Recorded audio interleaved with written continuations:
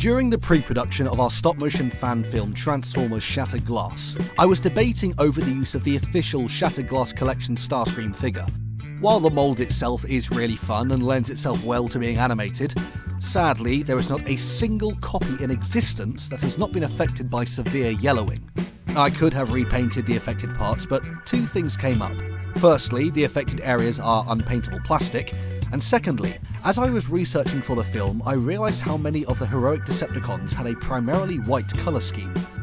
This was an opportunity to make our new iteration of Starscream stand out from the crowd.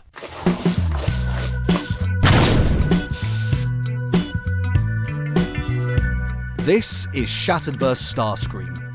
He uses the Legacy Voyager class Armada Universe Starscream as the base figure, with a few additional paint applications and toy hack stickers. I chose this particular figure as Armada Starscream is viewed as quite a noble character, and so that association would allow the audience to empathise with our version more. He borrows a set of null rays from Earthrise Starscream to give him some range capability in combat. The colour scheme was directly inspired by this design for an animated style SG Starscream by TFW 2005 user Split Lip. It swaps out almost all his black colouring for a cold grey, and adds a small red crest to his forehead. I'm not sure where the gold detailing came from, but it may have been inspired by the Energon repaint of the Armada toy. SG Collection Starscream came with a pair of Energon swords that could combine into a larger blade. Annoyingly, they were too big for Armada Starscream's hands, and not wanting to break the translucent plastic or chip the paint, I decided to create some new ones. I found this reproduction of Cybertron Vector Prime's sword Rizzling, designed by Funby Studios, and 3D printed it using translucent blue filament. The hilt was painted red, and the blue blade given a dark blue ink wash to make it more vibrant.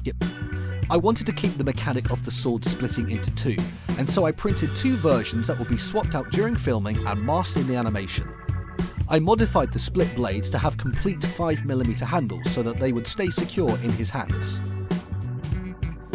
The jet mode is another reason I chose this design for Starscream. The SG Collection figure uses the Siege Tetrajet mold, which is definitively Cybertronian, whereas Armada just about toes the line between Cybertronian and vaguely sci-fi Earth design. It's another great one for filming with, sporting a 3mm and a number of 5mm ports to connect with a flight stand and shoot practically. Unfortunately, this custom is not without its issues.